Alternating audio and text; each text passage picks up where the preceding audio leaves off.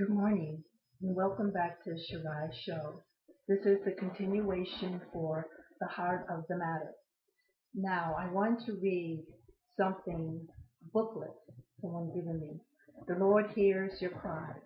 Hope and strength from the scripture in the midst of domestic violence. What happened to me is another form of domestic violence. It is illegal exploitation. And I'm going to read a paragraph. God is fair and loving. The questions of who suffer and why must not be trivial. With easy explanation, a person's sufferings does not demonstrate guilt. Also, trying to live a virtuous life does not protect a person from being sinned against. God is not punishing you. The responsibility for your suffering at the hands of the abuser must be squarely placed where it belongs, on the abuser. Your abuse is the sin of the abuser. In Deuteronomy chapter 5, it goes through the Ten Commandments, and it says that thou shalt not covet our neighbor house nor their possession. And I'm only paraphrasing. And this national ID secretly agenda is basically a violation on the United States. I believe there is a much sinister agenda when someone is targeted for their identification of goods, such as your Social Security, your state ID, your driver's license.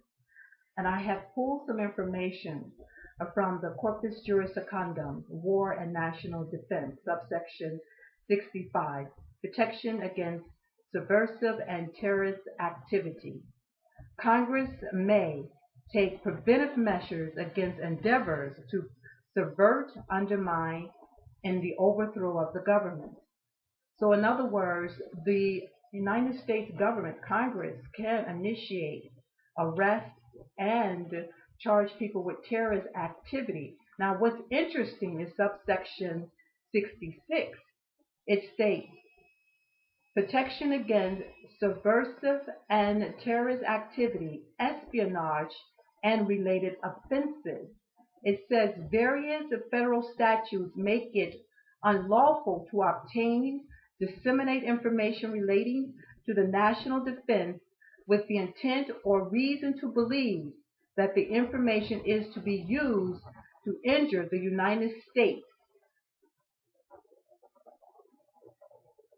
The other advantage of the foreign nation. So in other words, they're saying here with this secretive agenda of this national ID is basically it's an attack on the United States because our Social Security number is assigned by the federal government, and from each state we are assigned identification cards, whether it's ID cards or their state driver's license.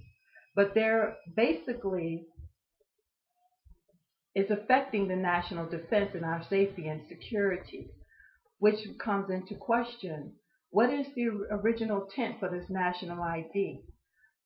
I can't see all these clones under my Social Security number, which has happened. And it has something to do with the overwritten of the database of E-Verify.